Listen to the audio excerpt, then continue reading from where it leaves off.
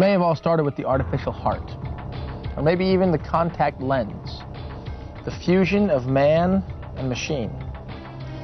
Today we don't think much of it, but maybe we should, because medicine and computer science are on a collision course, and the future is here.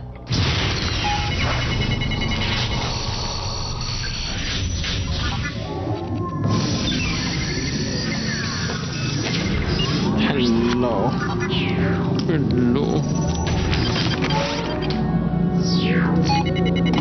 Cyborg, part man, part machine, a hybrid organism known as Homo machines.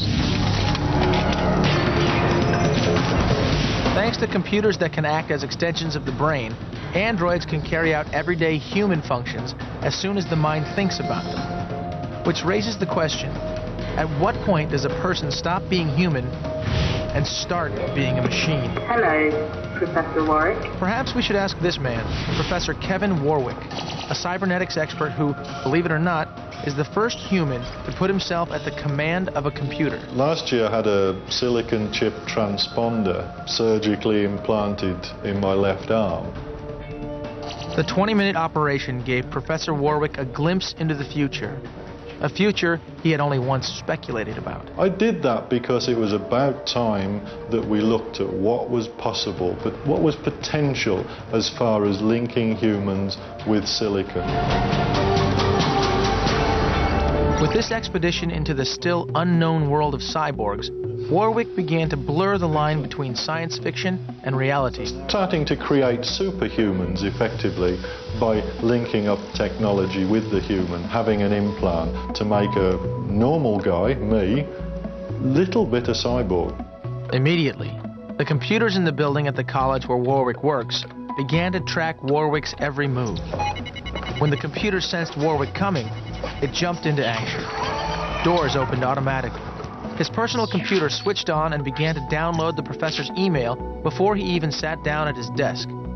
Lights went on. The office was suddenly providing 5-star service. When the computer was actually switching on lights and opening doors for me, I surprisingly felt quite close to it. The experiment's success gave Warwick an idea. Why not link up two humans via computer? That's something I really feel is possible in the next 20 or so years. I think we can achieve it. It will completely change what it means to be human. It will completely change how we communicate with each other. And I feel it's just there. We're nearly there. In fact, he's recruited someone very close to his heart for the experiment.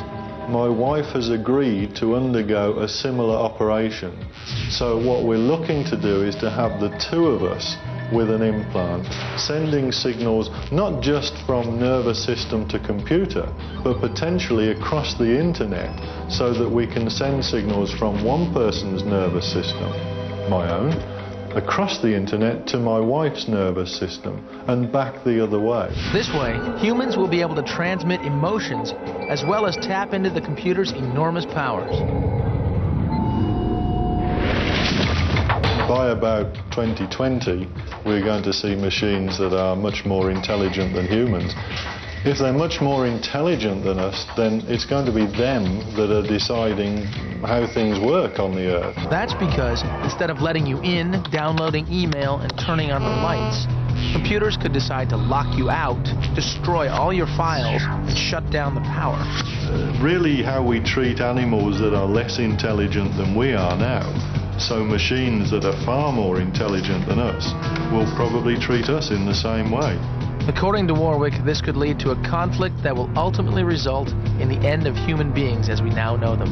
My own view, from a human point of view, is probably quite a pessimistic one, because I think we're going to be left with a battle between intelligent machines and cyborgs. The humans come into the cyborgs to an extent, but humans just in their own right. I think we're obsolescent, we're on our way out, we will be surpassed by evolutionary superiors. I can't see any other event happening. Enter Robert Ripley's archives.